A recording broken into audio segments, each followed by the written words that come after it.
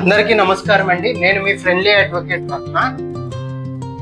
ఇప్పుడే ఒక 1 అవర్ క్రితం నాకు ఒక అతను కామెంట్ చేశారు, అన్నా నాది ఫస్ట్ అటెంప్ట్ పోయింది సార్, సెకండ్ అటెంప్ట్ ఎలాగైనా పాస్ అవ్వాలి, దానికి నేను ఎలా పాస్ అవ్వాలి, నాకు హెల్ప్ చేయండి అని అడుగుతున్నారు. బ్రో, నేను చాలా ఫ్రాంక్ గా ఉన్నది ఉన్నట్టు ఓపెన్ గా చెప్పేస్తున్నాను. మేము సజెషన్స్ మాత్రమే ఇవ్వగలం. అవి పాటించాల్సింది, ప్రిపేర్ అవ్వాల్సింది మీరే. ఇప్పుడు నేను ఇన్ని వీడియోస్ చేస్తున్నా, మీరు ఆ వీడియోస్ ఒక్కటే చూసేసి ఎగ్జామ్ వెళ్ళి రాద్దాము అనుకున్నా కానీ మీరు పాస్ అవ్వలేదు. మీరు ప్రిపేర్ అవ్వాలి, రివిజన్ చేయాలి, అప్పుడే మీరు ఈ ఎగ్జామ్ అనేది పాస్ అవుతారు. మీరు ఇన్ని బుక్స్ చదవాలంటే రేపు పొద్దున ఈ బుక్సే మనకి తిండి పెట్టేది, రేపు పొద్దున ఈ బుక్సే మనకు అన్నం పెట్టేది. ఇదైతే మాత్రం నిజం. అందుకని మీరు ఇన్ని బుక్స్ చదవాలంటే ఖచ్చితంగా చదవాలి. దాంతోపాటు మీరు అన్నారు నాది ఫస్ట్ అటెంప్ట్ పోయింది అని. దానికి నేను మీకు ఇస్తున్న సజెషన్ ఏంటంటే, మీరు మీ ఇంటి దగ్గర ఒక పావు గంట 20 నిమిషాలు కూర్చొని ఒక్కసారి మీరే రియలైజ్ అవ్వండి. ఫస్ట్ టైం మనం ఎగ్జామ్ రాసినందుకు ఆ ఎగ్జామ్ అసలు నేను ఫెయిల్ అవ్వటానికి రీజన్ ఏంటి? పబ్లింగ్ ఏమైనా తప్పు పెట్టానా, ఆర్ టైం సరిపోలేదా, ఏఐబికి బుక్స్ తీసుకెళ్ళలేదా, ఆర్ ప్రిపరేషన్ సరిగ్గా అవ్వలేదు. ఈ 4-5 పాయింట్స్ మధ్య మీరు వచ్చేసి ఫెయిల్ అవుతారు తప్పితే ఇంకేమీ ఉండదు. మీరు పాస్ అవ్వాలి అనుకుంటే అదృష్టం ఉంటే చాలండి, పాస్ అయిపోతారు. అదృష్టం ఏంటంటే ఏమో టైం బాగుండి, ఫర్ ఎగ్జాంపుల్ పక్కన అవ్వచ్చు, పక్కన మనకు అలా తలదిచ్చినప్పుడు అలా కనపడేసి అయిపోవచ్చు. బట్ కానీ టైం బాగుంటే మనకు అన్నీ కలిసి వస్తాయి. ఒక్కోసారి ఏంటంటే టైం బాగోదు, అలాంటప్పుడే మనం మన ఒళ్ళు దగ్గర పెట్టుకొని మన ఎగ్జామ్ మనం రాయాలి. అంటే ఒళ్ళు దగ్గర పెట్టుకొని అంటే తప్పుగా అనుకోవద్దు, కాన్సన్ట్రేషన్తో ఎవరిని పట్టించుకోకుండా మన ఎగ్జామ్ మనం రాస్తే మనం డెఫినెట్గా పాస్ అవుతాము. ఇక మరి క్లాస్ పీగుతున్నాను అనుకోవద్దు, రీజన్స్ ఇవే. ఈ 4-5 రీజన్స్ వల్లే కదా ఎవరైనా ఫెయిల్ అయ్యేది. మీరు ఎగ్జామ్ పాస్ అవ్వాలి అంటే మీకు నేను కొన్ని టిప్స్ చెప్తాను, మీరు అవి ఇప్పటి నుంచి పాటించండి. 100కి 200% మీరు ఎగ్జామ్ అనేది పాస్ అవుతారు. ఫస్ట్ ఆఫ్ ఆల్, ఈ బేరాక్స్ ఏవైతే ఉన్నాయో, బేరాక్స్ అన్ని మీరు ఖచ్చితంగా నేను చెప్పిన 7 సబ్జెక్ట్స్ కాదు, అన్ని బేరాక్స్ మీరు ఖచ్చితంగా ఎగ్జామ్కి తీసుకెళ్ళాలి. ఎగ్జామ్కి తీసుకెళ్ళిన తర్వాత మీరు ఎగ్జామ్ అనేది బేరాక్స్ లో నుంచి కొన్ని క్వశ్చన్స్ వస్తాయి, మీరు రాయొచ్చు. బేరాక్స్ లో నుంచి రాని క్వశ్చన్స్ కూడా ఉంటాయి కొన్ని. అవి వచ్చేసి ఏంటంటే అమైండ్మెంట్. మెయిన్లీ అమైండ్మెంట్ అంటే ఏంటంటే, ఇప్పుడు ఏదైనా యాక్ట్ ఉంటుంది కదా, ఆ యాక్ట్ లో ఏదైనా కొత్తగా ఇంక్లూడ్ చేసిన, ఆర్ ఏదైనా యాక్ట్ తీసేసినా, కొత్తగా ఏదైనా యాడ్ చేసినా దాన్ని మనం అమైండ్మెంట్ అంటాం. ఇలాగా అమైండ్మెంట్, ఫర్ ఎగ్జాంపుల్ ఏదైనా అమైండ్మెంట్ ఏ ఇయర్ అయింది తెలియదు, దీనిలో ఉండదు అమైండ్మెంట్. అండ్ అలాగే ల్యాండ్ మార్క్ జడ్జిమెంట్స్ అని ఉంటాయి. అవి ఎలా ఉంటాయి అంటే, మనకి కోర్టు మూవీలో స్టేట్ ఆఫ్ జరిగింది కదా, ఇవన్నీ ల్యాండ్ మార్క్ కేస్ లాగా ఉంటాయి. ల్యాండ్ మార్క్ కేసెస్ ఏవైతే ఉన్నాయో అవి మనకి ఎగ్జామ్లో వస్తాయి. మీరు అమైండ్మెంట్స్ అండ్ అలాగే ఇంకా కొన్ని ఉంటాయి, ల్యాండ్ మార్క్ జడ్జిమెంట్, దాంతోపాటు షెడ్యూల్స్ అవి ఇవి కొన్ని ఉంటాయి. ఇవి వచ్చేసి మనకి వేరే యాక్ట్లోనే ఉండవు. ఫర్ ఎగ్జాంపుల్ నా మొన్నటి వీడియో రిట్కి సంబంధించి కూడా వేరే యాక్ట్లో అనేది ఉండదు. అండ్ అలాగే ఆర్టికల్స్, ఇలాంటివి కొన్ని ఏంటంటే మనం అవి కూడా ప్రిపేర్ అవ్వాలి. మనం పాస్ అవ్వటానికి లాస్ట్లో మనకి 3 మార్కులు తేడాతో, 5 మార్కులు తేడాతో, 2 మార్కులు తేడాతో మనం ఫెయిల్ అవుతాం కదా, అప్పుడు చాలా బాధేసింది. వీటిల్లో నుంచి వచ్చే క్వశ్చన్స్ వచ్చేస్తాయి. మనల్ని ఫెయిల్ చేయడానికి మన దరిద్రం ఒకటి ఉంటుంది కదా, ఆ దరిద్రం తెచ్చే క్వశ్చన్సే ఇలాంటివి. అమైండ్మెంట్స్, ల్యాండ్ మార్క్ జడ్జిమెంట్స్, ఇలాంటివి మనకి దొరకవు. అలాంటి వాటికి మనం ఏం చేయాలి అంటే, మీరు మెయిన్గా మీ దగ్గర ఏఐబికి సంబంధించి బుక్స్ ఉంటే తీసుకోండి. అండ్ అలాగే దాంతోపాటు ప్రీవియస్ క్వశ్చన్ పేపర్కి సంబంధించి ఈ బుక్స్ ఉంటాయి.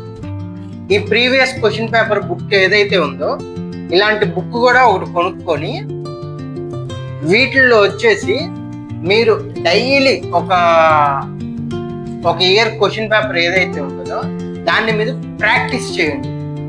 ఆ క్వశ్చన్ పేపర్ అనేది మీరు వరుసగా ప్రాక్టీస్ చేస్తూ ఉంటే, ఇప్పుడు ల్యాండ్ మార్క్ జడ్జిమెంట్ ఉంటుంది, ఆ ల్యాండ్ మార్క్ జడ్జిమెంట్ చేంజ్ అవ్వదు కదా.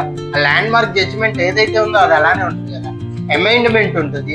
అమైండ్మెంట్ వచ్చేసి ఈ ఇయర్ ఒక మంచి అమైండ్మెంట్ ఏదైనా తెచ్చి ఎస్టాబ్లిష్ చేసినప్పుడు దాని గురించి మనం 5 ఏళ్ళైనా 10 ఏళ్ళైనా మాట్లాడుకుంటాం కదా.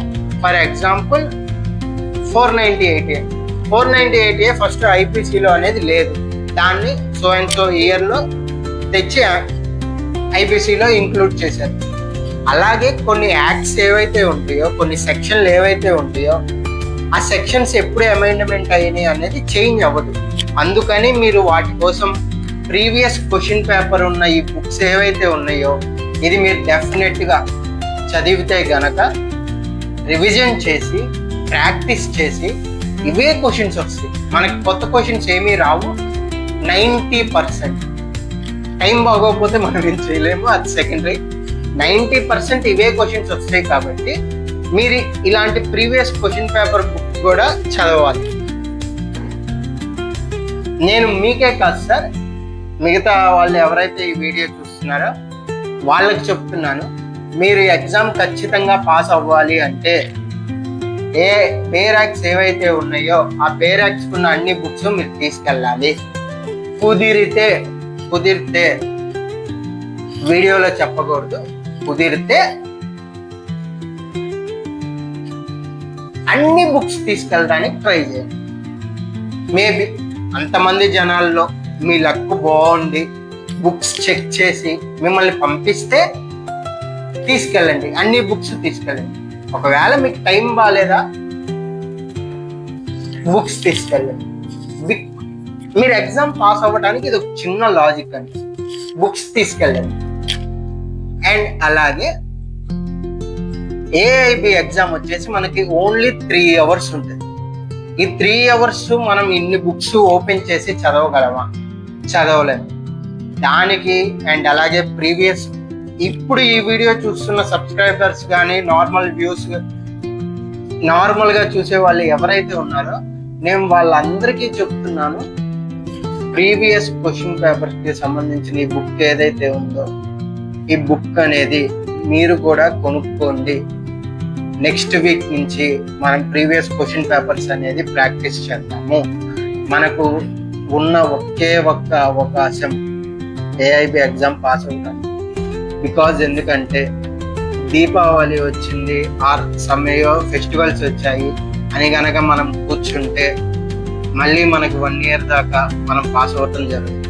అందుకని ఉన్న ఈ కొద్ది రోజులు మనం కాన్సన్ట్రేట్గా ఎగ్జామ్ మీద ధ్యాస పెట్టి ఎగ్జామ్కి ప్రిపేర్ అవుదాం, అందరం పాస్ అవుతాం.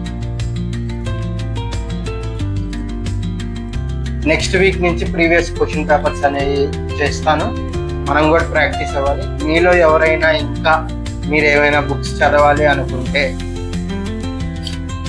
కాన్స్టిట్యూషన్ అనేది ఆల్రెడీ కంప్లీట్ అయిపోయింది.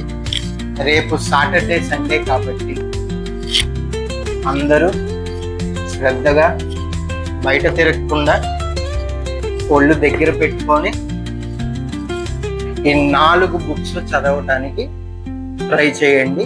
కుదిరితే సార్ నేను ఈ బుక్స్ అన్నీ చదవలేను అనుకుంటే కనుక ఓన్లీ ఇండెక్స్ మాత్రమే చదవండి.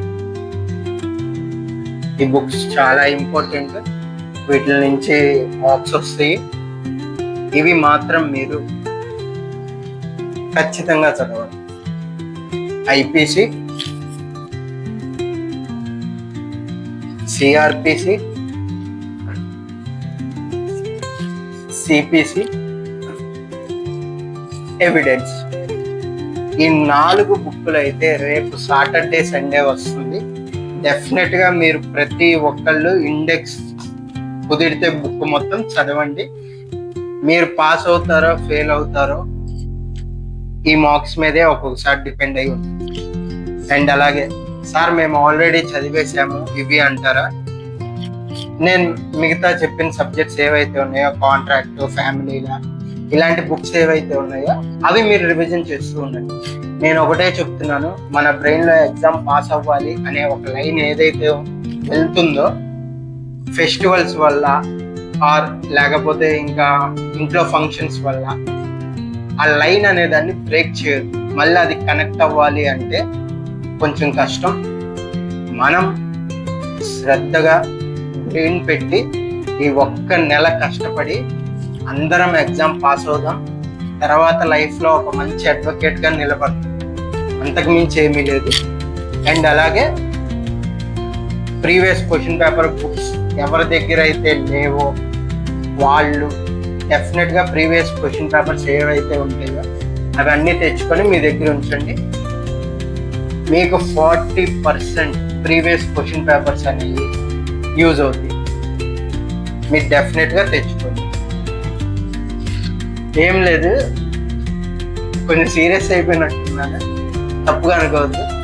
బికాజ్ ఎందుకంటే ఇది లైఫ్ కదండి, 1 year పోతే మళ్ళీ వచ్చింది.